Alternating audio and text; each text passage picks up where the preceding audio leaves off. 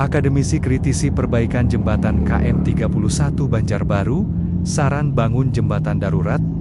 Sudah sekitar 2 pekan nih ditutup nih Pak, di mana kan ada rekayasa lalu lintas yang harus dipatuhi oleh pengendara lintas.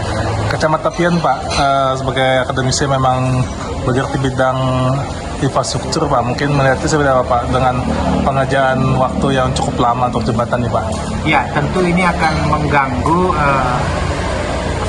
akses karena ditutupnya jalan Poros Ayani.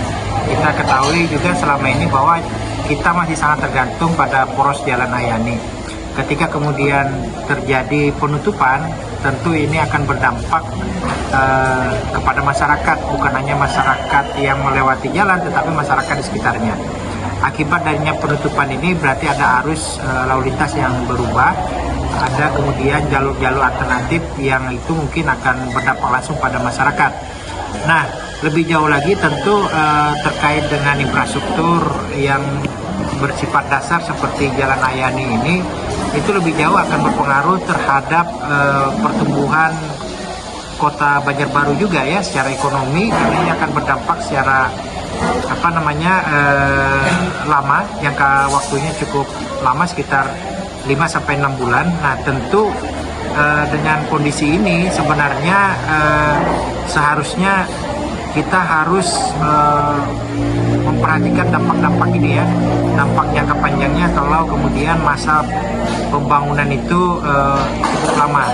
Makanya saya pernah menyarankan bagaimana kemudian ada jembatan alternatif ya untuk membuka akses jalan pada kendaraan tertentu, misalkan roda 2 ataupun mobil kondisi darurat, misalkan ambulan atau pemadam kebakaran. Nah, ini sepertinya belum dilaksanakan, mungkin ada pertimbangan lain, tapi sepatutnya ini dipertimbangkan karena ini membutuhkan waktu yang sangat panjang gitu ya.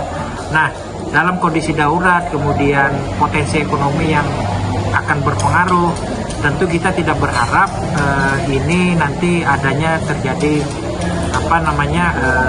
perpanjangan masa pekerjaan dan sebagainya.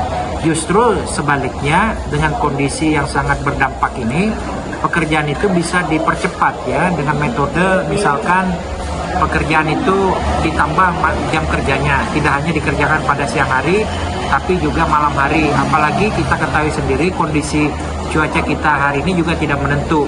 Jangan sampai nanti alasan keterlambatan disebabkan alasan cuaca misalkan.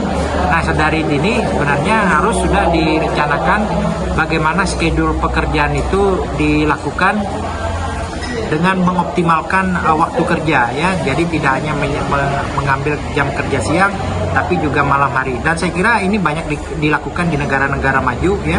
Bagaimana kemudian infrastruktur vital itu betul-betul dikebut dalam proses pengerjaan.